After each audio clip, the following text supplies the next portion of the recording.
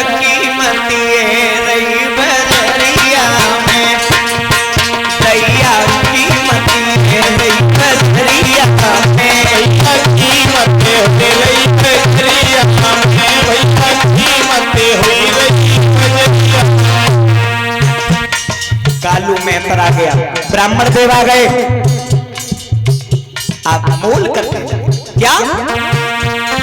कौन मोल राजा कौन मोल रानी, कौन मोल राजा कौन मोल रानी, कौन मोल राजा कौन मोल रानी, कौन मोल राजा कौन मोल रानी, कौन मोल बेटा बजिया बजिया में गंगा कीमती है भाई करिया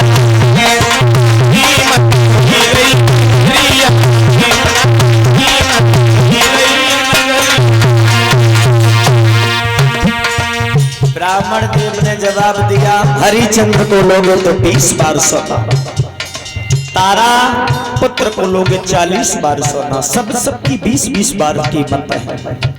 ब्राह्मण देव ने सोना लाए, इधर मेहतर गया, वो भी घर से सोना ले आया। कौन लीनो राजा यार कौन लीनी रानी, कौन लियो राजा यार कौन लीनी रानी, कौन लीनो बेटा बजरिया में, बजरिया में गंगा कीमत बजरिया में, कीमत तेरी बजरिया में, कीमत तेरी बजरिया। ध्यान देना, नेत्र लीनो राजा पंडित लीनी रानी, लीनो राजा ब्राह्मण लीनी रानी, नेत्र लीनो राजा ब्राह्मण लीनी रानी, लीनो राजा पंडित लीनी रानी, पंडित लीनो बेटा बजरिया बजरिया में गंगा कीमत बजरिया में, कीमत तेरी बजरिया में,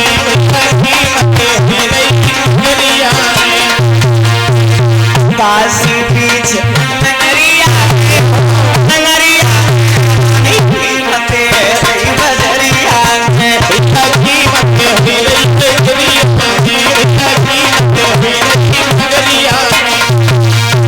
तीनों प्राणी जिस समय बिक गए हैं परीक्षित महाराज, दिल के टुकड़े टुकड़े हो गए। हरिचंद्र विचार कर रहे, दुनिया का ऐसे पापी पिता पति मैं ही हूं जो कि अपनी पत्नी अपने पुत्र को बिकता हुआ देखता हूं। मानव पर चाहे कितना भी संकट पड़ जाए पर लेकिन खुद नहीं बिचता, खुद बिच भी जाता, पत्नी पुत्र को कभी नहीं बेचता है। मैं ऐसा पापी पिता हूं, मैं ऐसा पापी पति हूं जो पत्नी को भी बिकता देख रहा हूं, पुत्र को भी अपनी आंखों के सामने बेच रहा हूं। तीनों प्राणी बिके हैं। मेहतर के पास में पहुंचे हरिचंद्र और पंडित के पास में पहुंची तारा पुत्र रोहितास। मेहतर ने जवाब दिया, हरिचंद्र मैं तेरा धर्म नष्ट नहीं करेंगे, एक दुकान नियुक्त कर दी, यहां से राशन पानी लेना, अपना पेट पालना। पहले दिन हरिचंद्र भोजन करने के लिए बैठे, वही कपटी विश्वामित्र आए, साधु का वेश रखा, माताम बेचाम 7 दिन हो गए हमने भोजन नहीं किया। जवाब दिया, हरिचंद्र ने सोचा मुझे 3 दिन हुए हैं, इन बाबा जी को 7 दिन हो गए तो ये भोजन दे दिया जाए। तो वो थाली अपनी थाली दे दी साधु को दी। दूसरे दिन भोजन करने के लिए फिर पुनः हरिचंद्र बैठे, तो वही कपटी विश्वामित्र आए। हरिचंद्र ने थाली सामने रखी और जल लेने के लिए खड़े बहे, तब तक बिल्ली का रूप रखा, सारा भोजन खा गए। वापस हरिचंद्र आए, थाली साफ दिखाई दी, तो हरिचंद्र ने प्रण किया मेरी किस्मत में तो भोजन भी नहीं है, मैं आज से भोजन भी नहीं करूंगा। हरिचंद्र त्याग दिया अन्न। हरिचंद्र से जवाब दिया है मेहतर ने, ये गागर ले जाओ और जाओ जल भर लेके आओ। जल भरने के लिए हरिश्चंद्र चले, उधर से रानी तारा चली हैं। जैसे ही घाट पर पहुंची, हरिश्चंद्र ने आता हुआ देखा, जवाब दिया रानी तारा तुम? जवाब दिया पिया हाँ। इस घाट पर तुम भी आती हो? जवाब दिया आती हूँ पिया। पुत्र कैसा है? रोता तो नहीं है? जवाब दिया पिया रोता है, जब तुम्हारी याद आती है तो रोता है। रानी उसे समझा दिया करो। पिया क्या बताऊं, मैं बहुत समझाती हूँ पर लेकिन नहीं मानता है। चलो खैर कोई बच्चा है, समझा दिया करो रानी। तो रानी तारा से हरिश्चंद्र ने जवाब दिया, तारा मेरा एक काम कर दो, तन में शक्ति नहीं है, एक काम कर दो। क्या? तो हरिश्चंद्र बोले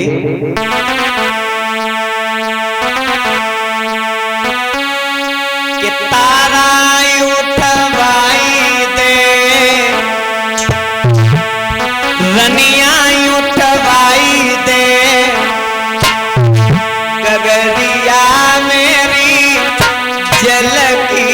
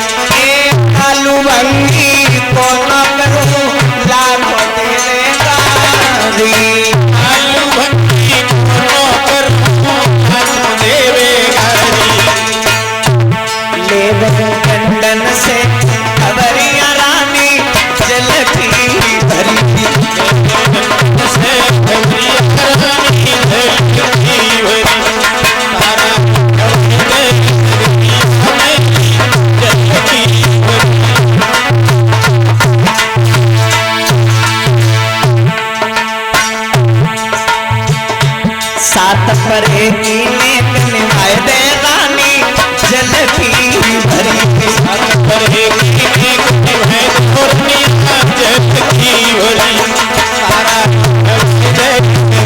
हमें जल की मैया तारा ने मना कर दिया, पिया तुम्हारा घड़ा मेहतर का है और मेरा घड़ा एक ब्राह्मण का है, अगर हमने हाथ लगाया तो मेरा धर्म चला जाएगा। एक अकल बताती हूँ पिया, गर्दन तक जल में घुस जाओ, कछ सारो जल को लग जाए, कछ सारो तन को लग जाए और यहाँ से घड़ा यहाँ तक रुक जाए। हरिश्चंद्र ने कहा रानी तारा खैर कोई बात नहीं, अकल बता रही हूँ मुझे। इतने शब्द कहने के बाद में तारा वहां से चली आई। हरिश्चंद्र ने समझ लिया कोई किसी का नहीं है। हरिश्चंद्र जल में घुसे,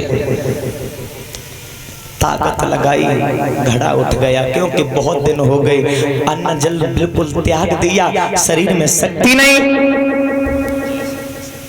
जैसे तैसे घड़ा उठ पाओ, सिर पे रख पाओ। हरिश्चंद्र चले, थोड़ी दूर चल पाए, ठोकर लगी जमीन पर गिर गए, घड़ा फूट।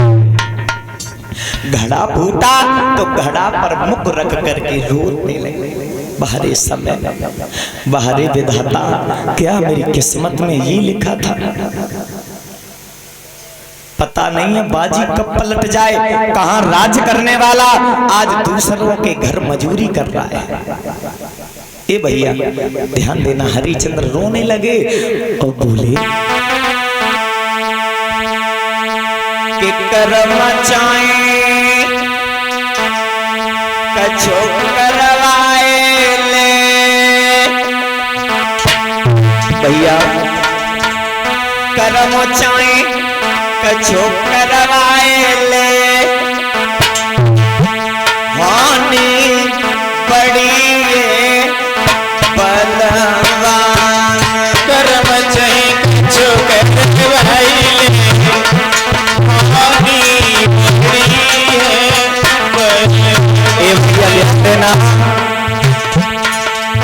कर्म चाहे कछो करवाए ले,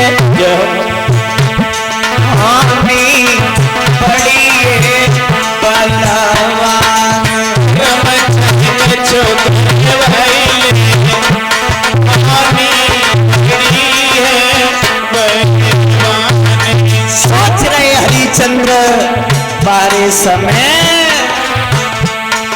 हती मेरी तारावती रानी, मेरी तारावती रानी, पुत्र रोहिता सतो ज्ञानी, पुत्र रोहिता सतो ज्ञानी।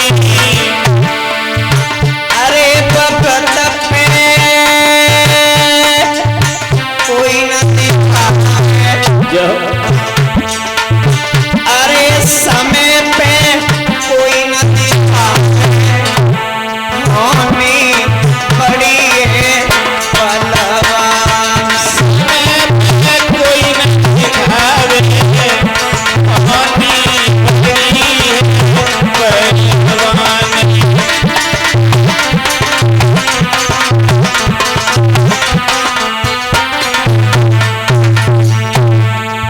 कहते हैं परीक्षित महाराज हरिश्चंद्र वहां बिलख रहे, हर चीज का जोड़ा बताया, सुख दुख पत पत्नी भाई बहन, दिन रात गरीबी अमीरी,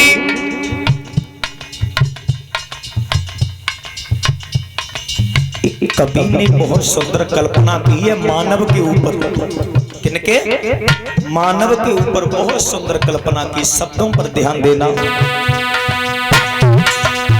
सदा दिन एक से किस दिन गुजरते देखे, इंसान दुनिया में चढ़ते उतरते देखे।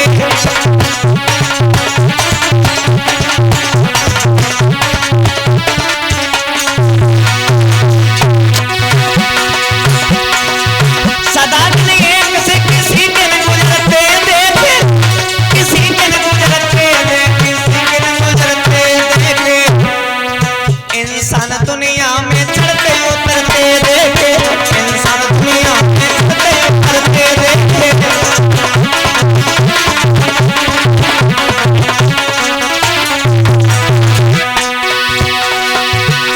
जिन लोगों ने किया था लाखों का लेना देना, लाखों का लेना देना, लाखों का लेना देना, आज पैसा पैसा को हाथ फैला दे देते, इंसान दुनिया में चढ़ते उतरते देखे।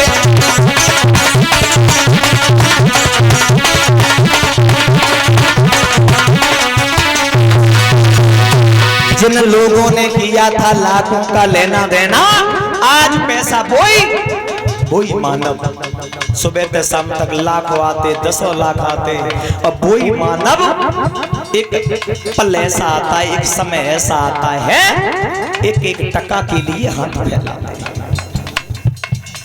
सर्दी गर्मी यही तो कुदरत के नजारे हैं परीक्षित महाराज। सर्दी और गर्मी यही तो कुदरत के नजारे हैं, और प्यासे वो भी रह जाते हैं जो दरिया के। ध्यान रखना। सदा दिन एक से किसी के न गुजरते हुए, इंसान दुनिया में चढ़ते उतरते देखे।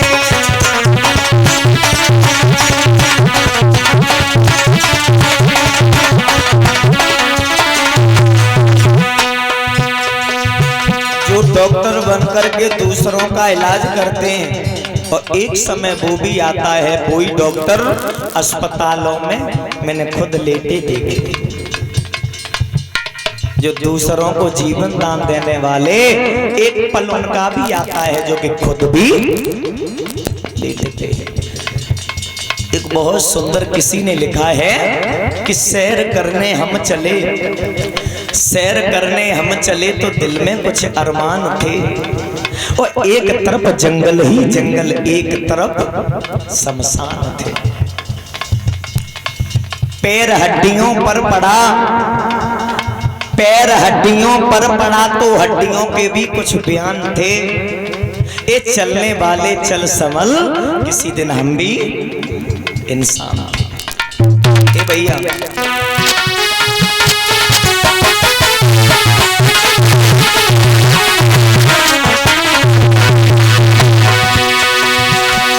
एक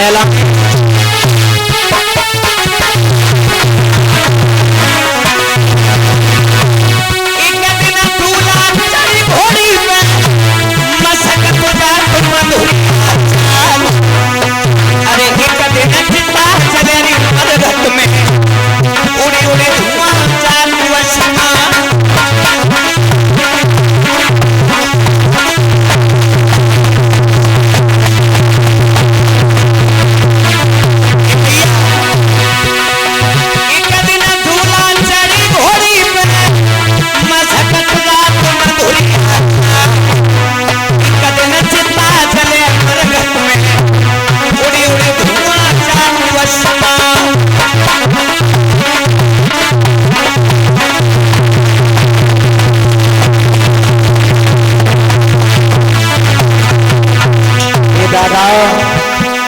बलिहारी बलिहारी समय तेरी बलिहारी,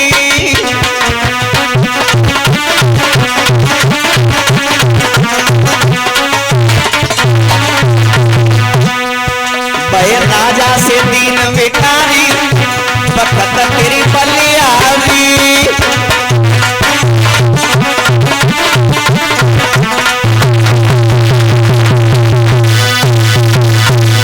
चंद्र रो रहे हैं गड़ा पर मुख रख के, तब तक बोई मेहतर आ गया, जवाब दिया, ओए